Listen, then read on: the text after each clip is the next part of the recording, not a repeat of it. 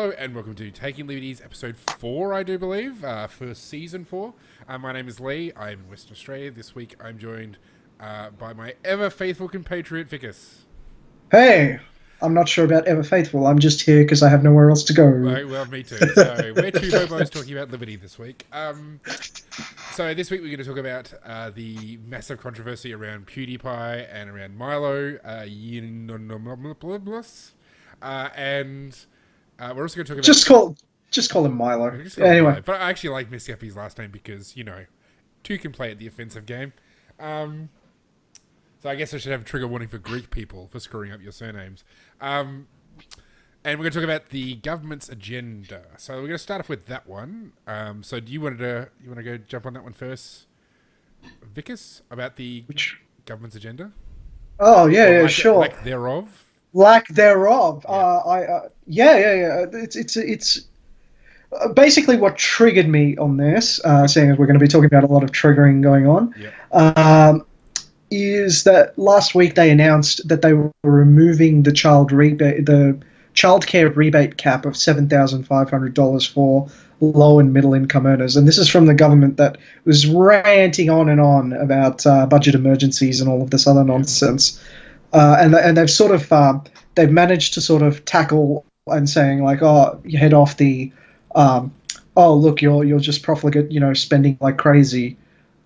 With look, we're cutting our money by not having the business class travel for politicians, and giving that money to the people in the form of this child rebate cap. And the reality is, the cuts that they're making to the politician benefits, I agree with them that they're fine to keep. I think we can keep those cuts without necessarily splurging the cash on the other side for the child rebate cap. And there are loads of works you can see by people from the CIS.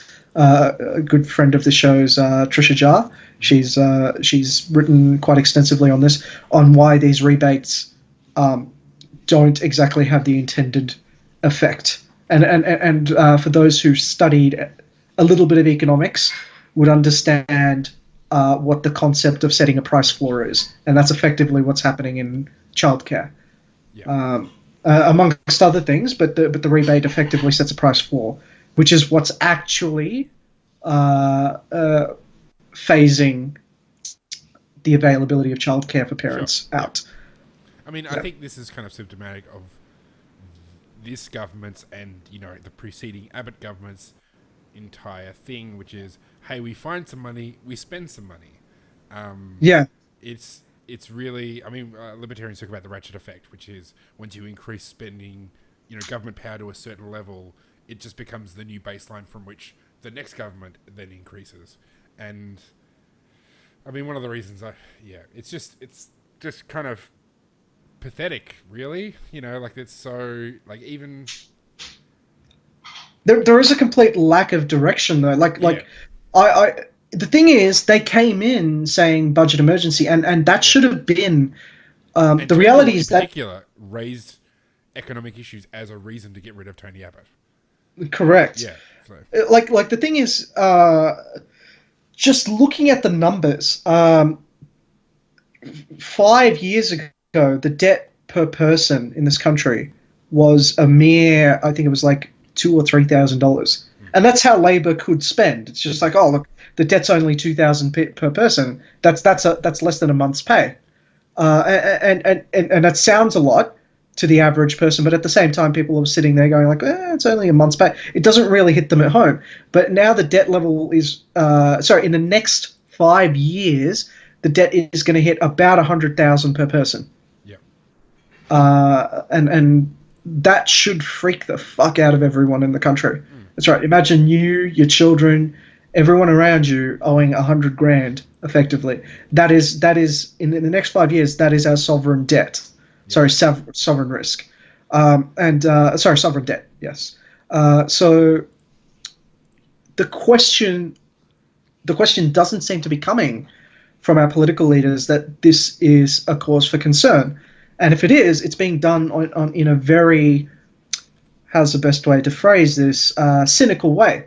It's done as a ploy to justify a cut in a very, very small program affecting a very small number of people, and making a very small long-term cut. And the reason why is because effectively they've cut all the ones where there's not going to be much of a democratic, not much of a hit at the ballot box. They're in a precarious position where if they do any of these meaningful cuts, it's going to hurt them at the ballot box. So they're chasing after like dole bludgers. They're chasing after politicians who are earning too much. They're chasing after all sorts of people that aren't going to be able to hit back at the ballot box, at least in an effective way. And the result is effectively, if you take a look at it, what's happening on the Bill Shorten side is that Labor is effectively saying, no, look how out of touch these Liberal people are. We can give you free money. Right, that is effectively the Labor slogan, right? Well, it's not the official Labor slogan, but it might as well be. Free money now is effectively what they're running on. And I think Bill Shorten might be able to pull it off in the same way Trump did, because if you can say magic puddings work, right? Nobody eventually, if as long as people hate Malcolm Turnbull, the magic pudding can win an election. I mean, I guess. If you think about the Howard era, because I guess Howard was the last kind of large reforming prime minister that didn't involve just pouring a. Well, I guess actually, really, he was the transition between here are reforms which don't involve a large bucket of money, even if there are some sweeteners to sort of sell it, and then he transitioned as he went on to just here is more welfare, here's more free stuff, and that's what Gillard and Rudd ran with. And that's essentially what Abbott and Turnbull have run with. So, like, essentially, they're a continuation of the second half of the Howard government. And Howard was, the start of his term was really following on from sort of Hawke and Keating, who were large reformers which didn't necessarily involve a big bucket of money, that didn't just involve spending more money. So I'd be interested to know what it was between Fraser and Hawke that enabled that transition to happen. Like, what is it that, because you could say, well, Howard kind of just ran on kind of the already reforming type things that were going on and things that they supported as an opposition. Well, really? You don't know the political history behind this? There was like a massive, in 1975, so not in 1980, was it 75? Yeah. Somewhere in the 70s, Fraser commissioned a, like, sorry, go. Yeah, Fraser commissioned a massive tax office study. I can't remember what it was called, but like they had another one that came up towards 2009, which was under the then tax office. I can't remember his name now. God, Stone. I'm losing all my names. Huh? Was that Stone guy? Like John Stone or something? Yeah. Who was basically a free market person in the 1980s, but it was like a giant tax office commission audit that went through and looked at more efficient ways to collect taxation, basically to fix the vertical fiscal imbalance and all sorts of other things. Those studies are a dime a dozen. There'd be half a dozen of those things. Well, that's like, what is it that like? So no, that's what I was going to say. The one that was in the 80s was all about market liberalization. Yeah. Right. And that's what the Hawke government had. They couldn't run against it because there was a tax commissioner in there that was, for all intents and purposes, a free market dude, and they didn't have the backing of the public service at that point in time to really push a non-market agenda. Flash forward to 2009, and when Rudd came out with his tax commission audit, same thing, right? Sorry, different scenario. You had a former Labor guy, like a guy who had worked for Hawke and Keating, and basically Thingo had kept around, but a different beast from the guy who was there before, sure. who was a free market person. This guy was more of he was a Labor stalwart, right? And even though he tended towards more free market policies from the Labor side, he was still a Labor sort of person, and he believed in not necessarily lowering taxes, but more efficiently collecting those taxes. So it's why he proposed things like the carbon tax. It's why he proposed things like, economic rent taxes and things like that. And it's really pissing me off that I can't remember his name. It was Henry something. I'm sure the name will come to me at some stage. But basically, the thing that came out of him, right, was basically more ways to collect tax, right, and more ways to spend the money. And that's effectively why there isn't another tax commission audit that has come out and looked at more like, ways to liberalize, sorry, not liberalize, but necessarily change the way the government does its business. And that's the real problem. Until someone comes up and says, look, someone inside the public service raises up their hand and says, what these politicians are doing is ruining us, right? It's unlikely to actually change the way politicians talk about things. Believe it or not, the thing I find strange about Australians is there was this entire, Keating technocratic thing where he would just be led by the public service sort of image. And the reality is people are much more trusting of the public service in this country than anywhere else. Right? Like in America, the thing is, the scariest things to hear from someone are, I'm from the government and I'm here to help. Yeah. Right? They hate that phrase.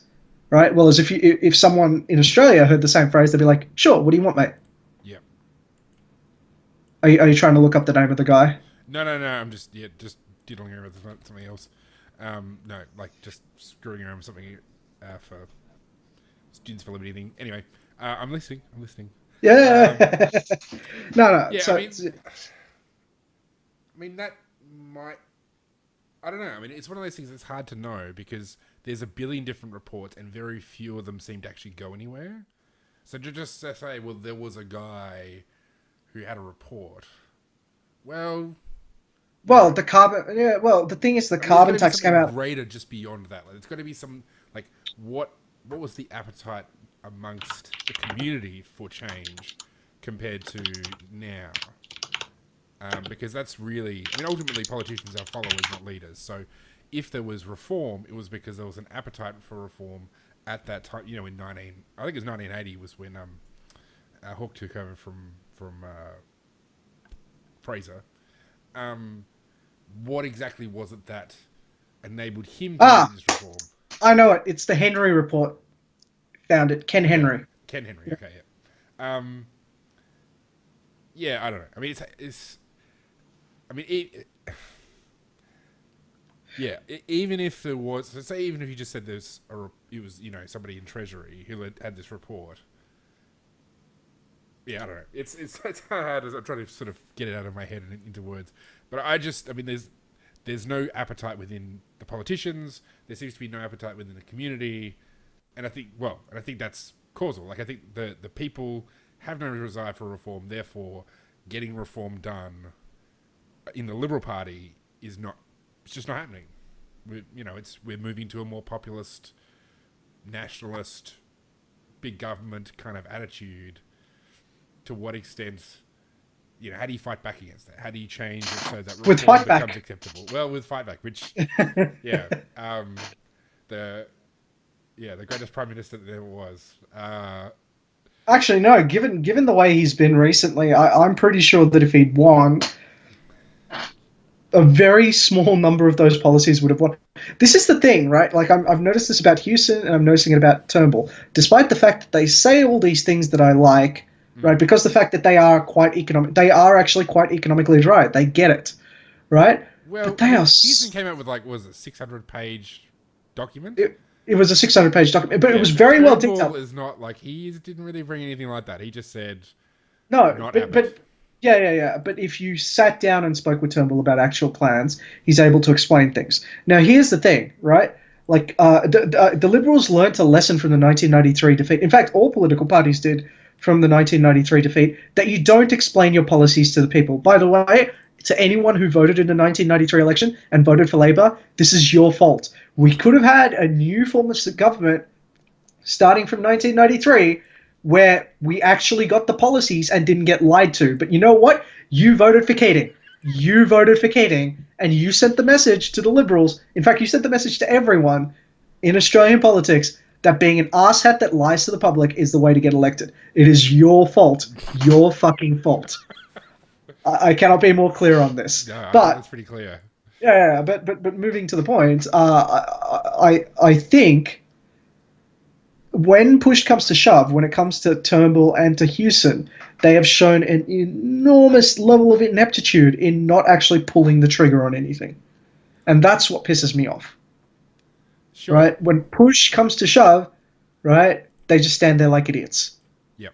Well, that can be said of a lot of politicians, so don't know if we can single them out in particular. True. I mean, Well, I mean, yeah. the second half I, of the yeah. Anyway, no, look. If I were to sum up the various things, right? Sorry, the various prime ministers, the 5 prime ministers we've had in the last 10 years, yep, something give or like that. take, right? Kevin Rudd, media whore. Julia Gillard, I would say, is probably better suited to be an ambulance chasing attorney. Uh, I'm not even kidding about that. If I broke my leg in a slip and fall, I would go to Julia Gillard to be my lawyer because I'm pretty sure she would get the most amount of money for me. Yeah. And most people think that's an insult, but like she's providing a service, and I want the money. Yeah, sure. Tony Abbott flailing around with a chicken. Sorry, flailing chicken with its head cut off. Yep. And Turnbull, gutless is the mind that comes to mind. Is the word that comes to mind. He could pull the trigger on a lot of things, right? But he chooses not to. And if this is I don't trigger on anything. I mean, I really think. I mean, what we're seeing in Turnbull right now is exactly what we saw when he was opposition leader. A bumbling idiot. Not bumbling idiot. Yes. I mean, like, no, obviously, no, I don't mean that in terms of he is actually stupid. He's a smart guy. Like, Yeah. if you were at a quiz night, he's a guy you want on your table. But in terms of actual political nous, the guy's a moron. I'm not entirely convinced of that. I mean, he did topple Abbott. Yeah, but that was easy. That was like I said, it's like toppling Brendan Nelson. Like, Brendan Nelson was dead in the water, and he comes over and he goes, bink, and he just breathes on him and he falls over. see, here's the thing. I don't want to say things like that, especially when I realize that he got toppled by Thingo in the first place. Yeah. So, yeah. Hang on. Austin's messaging me. Should we add him? I think we should add him. Oh, okay. That would screw me up, but all right, we can do it. And we just added Austin into the call. Long lost guest. Good evening. Somehow, just disappeared for a while, and now he's back. So, welcome back, Austin. It's good to be here. And we're going to talk about now about PewDiePie and Milo. For those who are not on the internet, I don't know how you listen to this show or watching it on YouTube, but there was a thing this week and it involved both of them getting into a lot of hot water. Milo said some things about the, when you consent to sex, or the age at which you can consent to sex. And PewDiePie made some really crappy anti-Semitic jokes that were not funny, and both of them got hammered and lost a lot of money and all this sort of stuff. So, okay, so what is actually bad about this? And can we give the libertarian preface that this is not censorship? We're not talking about censorship. No, it is not censorship. YouTube, Simon and Schuster, CPAC can do whatever the hell they like. If they don't want them to do anything to do with PewDiePie or Milo, that's fine. Well, that's voluntary association. Okay, so it's voluntary association. So let me be perfectly clear on this. I don't think this is censorship. However, I do think CPAC, YouTube, and Disney are fucking retarded. Because what happened? No, so I did. And this is controversy to be had in that defeated. Yeah. So here's the thing. This is happening so often that I have literally changed the way that I read the news now. Every time I see something, the first thing that comes to mind is I have to check whether this is fake news or not. Right? No matter what it is, and this is the thing. It is taking me 2 hours to read now what used to take me 15 minutes. And that's how we know you work for government. I don't work for the government. This is in my own time.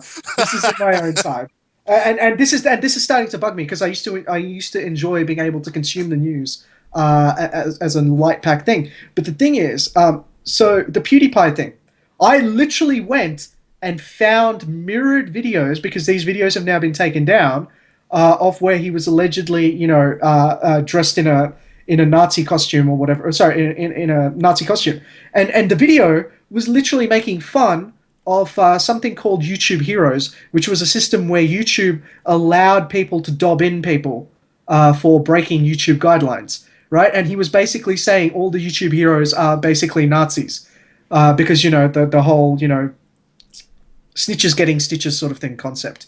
I mean, you could argue that it's a bad joke, but at the same time, he's not like pretending to be a Nazi insofar as saying like I am a Nazi and I'm happy about it.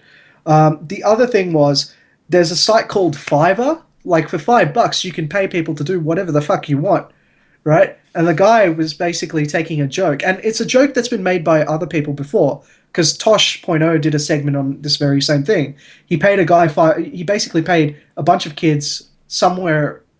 I can't remember exactly where they're from, but like he paid them $5 to stand and dance in front of a sign that said "Death to Jews," right? Fine, tasteless jokes, but at the same time, he's not fucking anti-Semitic. Like that is not him being anti-Semitic. Like it's not him It's saying. not him being funny though either. No, and you know what? I am happy to say that yes, PewDiePie is not funny all the time. I'm not. I am not personally subscribed to his channel. It's not my type of humor, right? But the fact that I have to go out there and then look at this and then look at the article and go like, why the fuck is this article so atrociously written in comparison to what actually happened here? And it really does look like the media is out on a hit piece. Now in Milo, I did the same fucking thing, right? And this is, I have a feeling I'm going to be that guy for the next couple of years that goes, well, actually, right, I went out there and looked at the primary source on this. It didn't quite match what the article said, which will make me that really annoying guy that everybody knows that looks at primary sources. Well, I think it's a little bit telling and a little bit sad that looking at primary sources is now actually looked down upon. That people care more about the secondary vibe of whatever they're talking about than the actual things that were said or done. Yeah, that's a good point. And not just that, but it's also so time consuming as well. I'm getting really annoyed by the fact like the originals of these videos are gone, right? You have to find the mirrors. Well, And the I've other seen- thing is the mirrors exist, and then we get the huge Streisand effect where the moment you take something down, it's going to get replicated. It's going to get seen a lot more than if it was just ignored as a bad taste joke. yeah, Censorship gets people looking in that direction. It attracts attention to terrible jokes and to tasteless humor. It doesn't hide it. as much as I would like to agree with you, unfortunately, I don't think that's necessarily the case. Like, for example, while there are people like me looking at this, I mean, did you guys look at the original video? Did you guys search for the mirrors? I think it's... I watched a video that commented it and actually shared large chunks of what was said with the Milo thing. Yeah.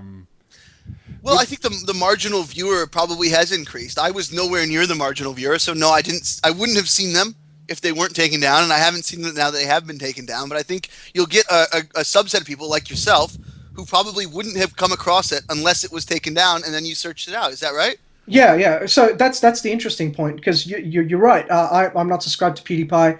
I'm also not subscribed to Milo. I'm not subscribed to Joe Rogan, which is actually where this particular instance took place. So yeah, you're right. I've now visited 3 channels I wouldn't have before. I mean, Yeah. so the PewDiePie thing, just like, yeah, I mean, so the PewDiePie thing, I actually have no problem with what happened because I don't think Nazism or the Holocaust is something you should joke about unless you are going to make a very good joke. So, yeah, okay, South Park, for example, I mean, that's the counter example that's always given. South Park does it, but they actually say something intelligent and they're really funny. And so I think you can kind of like overlook some of that stuff because it's within the context of they're actually sort of doing something meaningful with that joke. Just paying some poor kid to hold a sign that says "Death to all Jews" is just like stupid, and it is a terrible thing to do. Like, it is a terrible thing to demean such an important and serious subject with just so crass. Well, absolutely. I mean, it's shock humor for the sake of shock humor, and I don't think that should be. Well, shock I think humor that what without happened the to him is humor is just shock, which is what this was, and, Yeah. and that's the problem. It's bad jokes, but that's not really the argument. Is that it's a bad joke? The argument is whether or not it should have been taken down, because there's plenty of bad jokes. There's plenty of offensive bad jokes. Where do you draw the line, right? There's sort of like 3 axes to humor, right? There is it making a good point, is it making a funny point, and is it tasteful? And you have to be good at least on 2 of those axes, I think, for it to be valid for any purpose. Sure, Well, no. I don't want to even comment about whether it being valid or not. I want to. My entire shtick about this is the angle that the Washington Post took, right? Like, the thing is, this is just a bad joke that exists on the internet. But the Washington Post then took that and turned it into calling PewDiePie an anti-Semite, right? Now, that's a clear lie, right? And that's a clear lie, which you can see if you look at the context of that video. Right? This is when people say like, oh, Donald Trump said that's fake news. I'm sitting here and going, no, actually, this is a good example of fake news, right? Because like it is completely fabricated. There is nothing in this article that is actually true, other than the actual video that they sourced originally. The way they drew the context around it is completely false. Sure. The narrative behind it is completely false. I'm just like, this is the quintessential example of a fake news story. Well, I think you get an interesting escalation. So go back to what Mel Gibson said, which was clearly anti-Semitic a few years ago. Yes. And then you go back to what has been said recently, and the same labels being used. And to me, that's a form of sort of label inflation. Like the labels are now much less valuable because they're getting thrown around with much more abandon. Yeah, which is what's happened with sexist, racist, and homophobic. And Nazi and fascist, all of these words are now being used to describe just bad things of people we don't like, and you lose the ability to distinguish between things that are genuinely, truly horrific and bad, and things that are just a little bit offensive, and then things that are slightly offensive, and they're all being labeled the same thing, and these words are losing their impact. Yes. Yeah. Sure. Okay. Yeah. I mean, I can't disagree with that. I mean, well, you're allowed to, but then I'm going to complain about this and have it taken down off YouTube so no one can listen to it.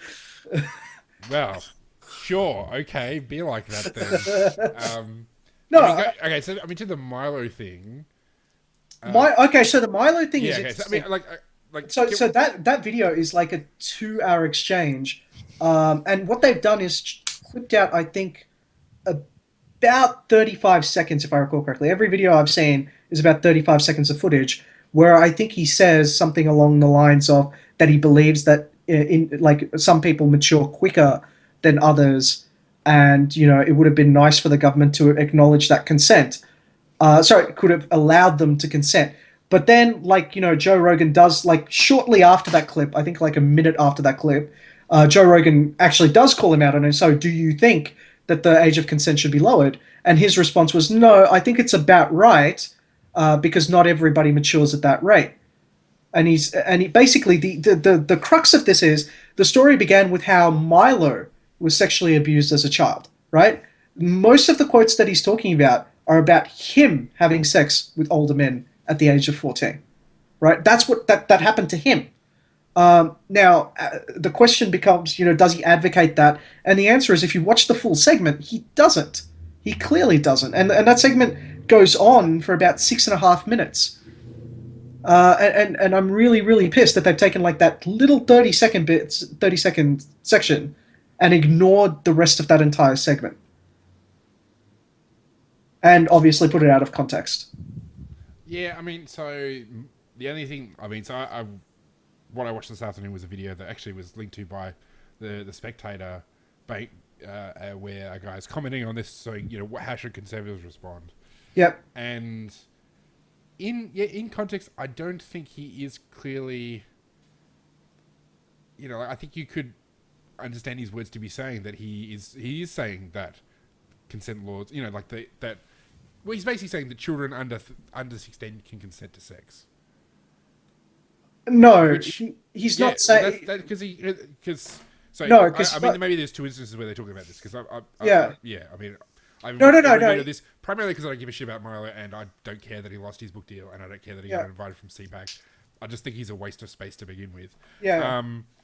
But yeah, I think so. He says, the laws are about right, but children under that age can consent. Well, no. They're He mature doesn't... enough to consent. I mean, he's... I don't know how that could be misinterpreted. Like, he's basically saying... Well, you've got the order...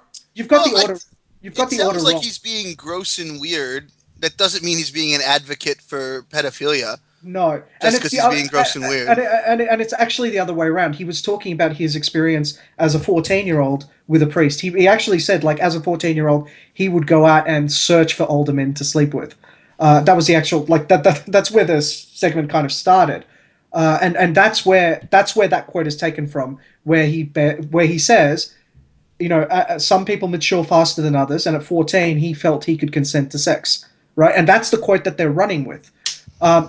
It was later in the segment where he was asked if he thought the laws should be changed, and he said, I don't think they should. They're about right. So like like the thing is, the clarification comes afterwards. He's never advocated for a change in the laws for saying that younger people can consent. He's just making like, it's kind of like a comment, like, you know, I thought I could do it, so I thought the government should let me, sort of kind of thing. He's not saying that the government should change the law. Okay, I mean, in the end, I don't really care that much. I think he was a dickhead. Yeah, for I a guess. whole range of other things that had nothing to do with this. So, Sure, but I guess the interesting thing to draw about this, because I'm kind of with Lee. I find Milo, everything I've seen from him, quite dull, and I don't think he's actually presenting anything interesting. He might be doing it in a somewhat novel style, but I don't think his ideas are all that interesting. And this. Well, he doesn't really have any ideas. He's a troll. Right, but he's a troll. yeah. I think that the larger point of this sub segment is getting at the way that media reacts to anything that's being said, and that is, there is a tendency to look for the most sensationalist angle and publish that, regardless of whether or not it corresponds to things that were actually said. It's almost finding a scandal, no matter what the cost. Yeah, and actually, like this is like, as a thought experiment, not a thought experiment, as an actual experiment with this podcast. I was hoping I could get people to just like post in the thing, or the most, like, you know, if you've seen someone do something like weird, how would you sensationalize it? You know, like, oh, that person once said this thing, and it was the same as once quoted Hitler, clearly an anti-Semite, something like that. I think that would be rather interesting, and I think you'd find just about anything everybody has said can be taken out of context and thrown into that sort of mold. And what I would do, see, there was a show in the late 90s, early 2000s called Frontline, which showed how Current Affair used to do this. And I'm sitting here and going, like, what a Current Affair used to do 20 years ago is now what the mainstream media does on a daily basis, and it's getting ridiculous. I don't know that it's this been is around new. for as long as media's been about. I mean, like yellow journalism was all about hatchet jobs, and this gets back. You know, I wouldn't be surprised if this happened in Roman times or before, right? There's always going to be people who are going to distort the truth for their own ends, and it's just easier nowadays. It's just easier. There's literally a mural that was found in like a catacomb or a sewer in Rome, where it's a picture of a man on a cross with a donkey's head, and the tagline says, "Alexander worships his god." Talking about, he was a Christian. He's saying, you know, Jesus is an ass. Like, that's just the same thing. It's obviously it's not printed in a page and handed out, but like it's a human instinct to be like this. I mean, and what's interesting is always, you know, you go onto Twitter and you get to see the cultural war about this. You know, how the left is saying, you know, that, you know, it's, you know, this is what it takes for Milo to be hated by the right. You know, he's got all these other things, and saying, oh, you know, this would never be tolerated on the left. And then somebody brings up a video of George Takei on Howard Stern saying how he had sex as a 13-year-old with a camp counselor. You know, like it just becomes about whataboutism. It's not about the truth. It's just about people bashing each other because they want to bash each other. Because and the thing is, no one here is actually caring about discussing the age of consent. That's not the debate that was sparked. Yeah. Right? No. Like, no one's like, oh, do we need to re-examine this? Well, no, absolutely not. Like, it's no one's making an argument for either point. Everyone's making an argument like, does this discredit or prove all of my entire philosophy? Yeah. Like, does the fact that Milo is a gross, weird dude mean that conservatism is dead? Yep. And no, obviously it doesn't mean that. And no one, I think, believes that it means that, but that's the story that everyone wants to pitch. Is like, this man discredits a whole movement because he's done something wrong. Yep. And unfortunately, you see too much of this across politics today, is that people attack the person as a substitute for attacking the ideas that the person is promoting. Yeah. And I believe there's a wanky Latin phrase for that. There always. There always yes. is. Quid Latine dictum, sed deltum videtur. I'm going to take a shot in the dark and say that means playing the ball instead of the man. No, that means whatever has been said in Latin sounds wise. We should have that as a slogan for the show. We should totally. I'm going to get that made on T-shirts. Yeah.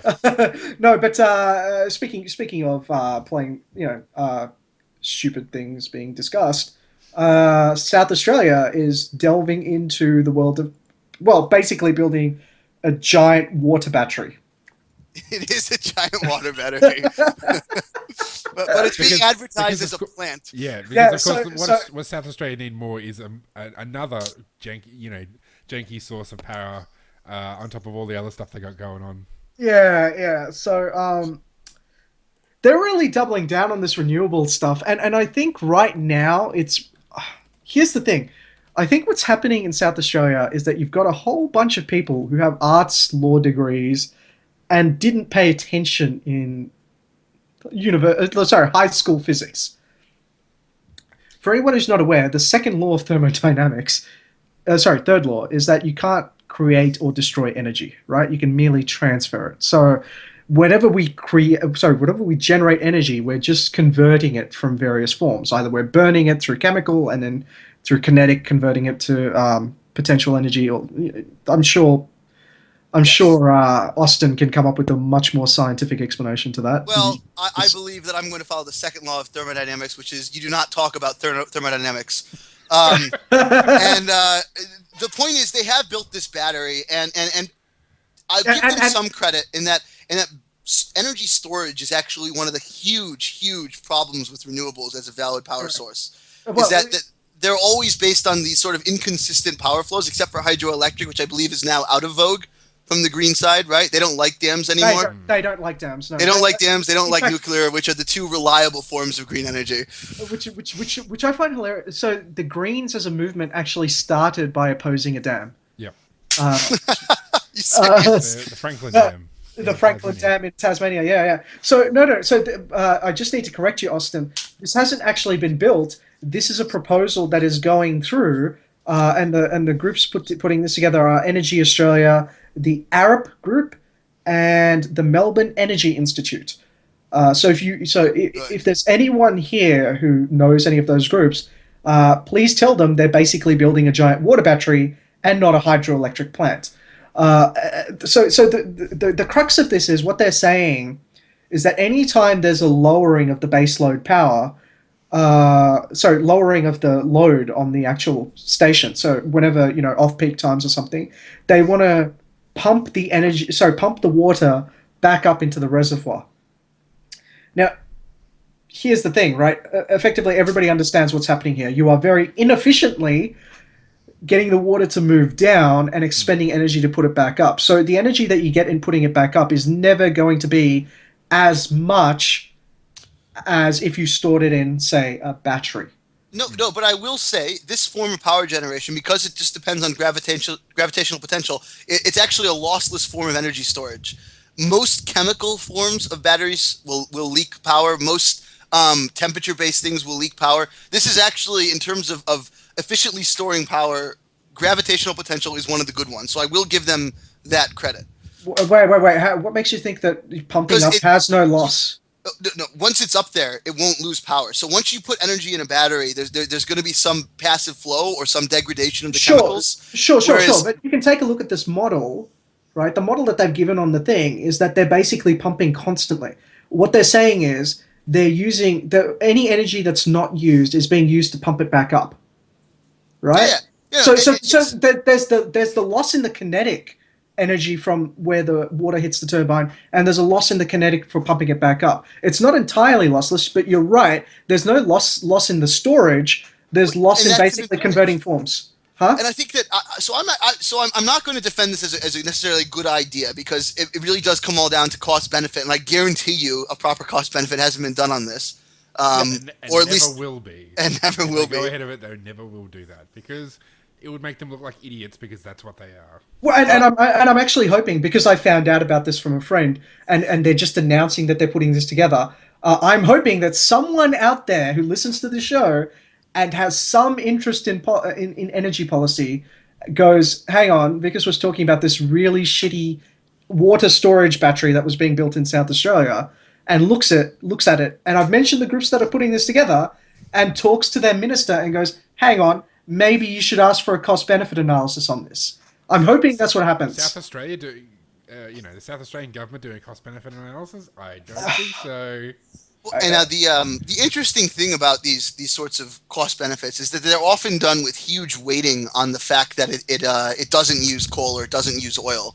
And I think that you often get some interesting results. That the sort of the externality cost of a lot of non-renewable energy sources is, I would argue, vastly overweighted in most of this analysis. I think there was a infographic going around on Facebook that was claiming that solar or something was the cheapest form of power generation. Yeah, if you include like an $80 coal tax on coal. Exactly. So if you pump up the externality cost so high on non-renewables, you can basically get any energy form you want to be more efficient than that.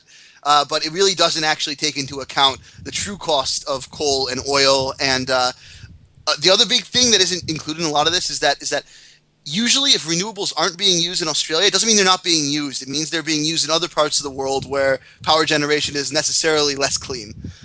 And that is a side effect that isn't always counted into these sorts of calculations. Yeah. The other thing that's always not counted, and I get green support, or like renewable energy supporters constantly telling me this, is that you can build other stuff around these green energy things. But here's the thing, you never see that happen, and that's for two reasons. Firstly, wind farms, you might have noticed that they're like giant windmills. You don't want to be close to them. You don't want to put buildings close to them, especially like, office buildings or anything like that.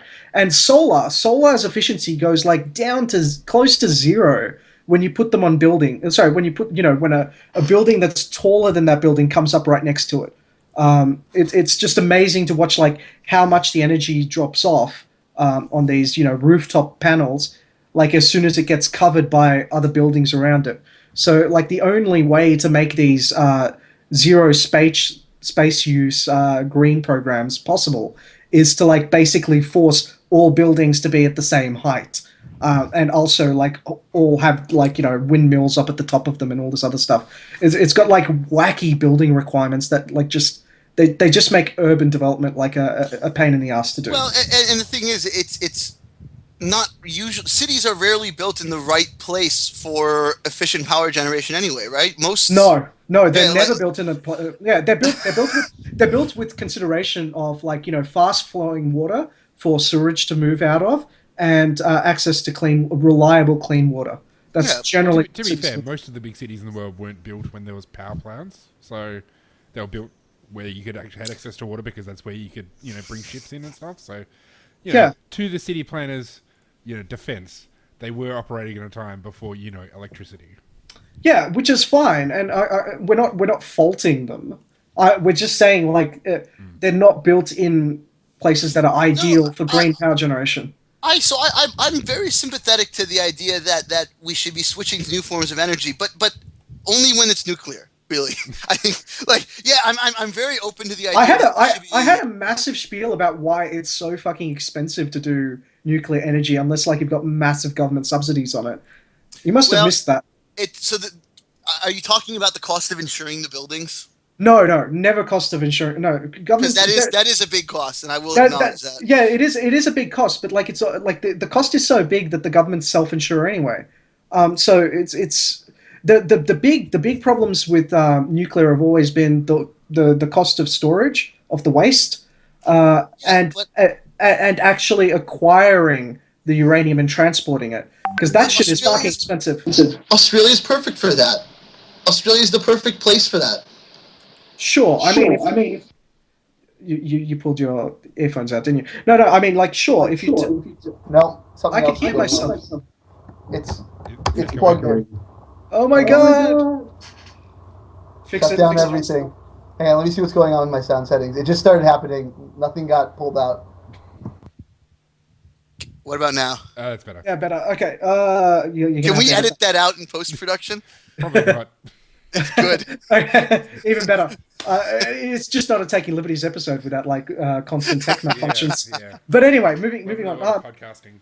Yeah. So the biggest problems always tend to be, like, related to the actual storage of nuclear material, acquisition of nuclear material, and then, like, strangely enough, the other one that comes in really expensive is concrete. You'll be surprised how often concrete has to be replaced in a nuclear power plant, unless you've got one of those old Russian designs where you can just dip it into, like, a pit and move on, which I thought was actually quite clever. Well, we've got lots of space in Australia. That's one thing that we have plenty of. And we have lots of uranium as well. And those two do seem to be the two big prerequisites for both building power plants and storing the waste. Sure. And ideally, if we have enough plants going and it looks like a prospective profit-making opportunity, we'll get more research into sort of like second stage reactors, right, and breeder reactors and all of the future technologies that make waste less expensive and potentially even usable for power generation, right? And there are Sure. theoretical reactions that can be made So profitable. the thing I remember about this when I was doing this in third year was that when we were doing the feasibility analysis for it, was that we found that effectively nuclear generated too much power for people that were too spread out. Effectively, like one nuclear power plant could power both Sydney and Melbourne, but Sydney and Melbourne are 800 kilometers apart. So, like, it's just like, well, there's a shit ton of transmission loss. And that's why we use this giant water battery to store the A energy. nuclear power plant to power the giant water battery. Guys, we have to get to Yeah. South Australia. I have the best idea. And they've got Olympic dams, so they got all the uranium already. All right, jeez, where's that big government check? Yeah. We get the Greenies banned for two reasons. It's a dam and it's nuclear power. Ching. I feel like this is the libertarian troll option. It's going to be fantastic. Yes. All right, I think we have to probably wrap it up there. I think we're running over time a substantial amount. Are there any final comments you guys want to make? I like toast. Okay. Austin? This is likely to be your last word for about another 4 or 5 years, so do you have anything profound for the people? It's been fun. You should do Thanks. this again some other time, before next millennia. Oh, maybe I should say something in Latin, but I'm out of quips. All right, well, with that stunning revelation... Oh, yeah, I forgot to say, we're going to do another stream this Saturday anyway. Okay. Yeah. Okay, all right.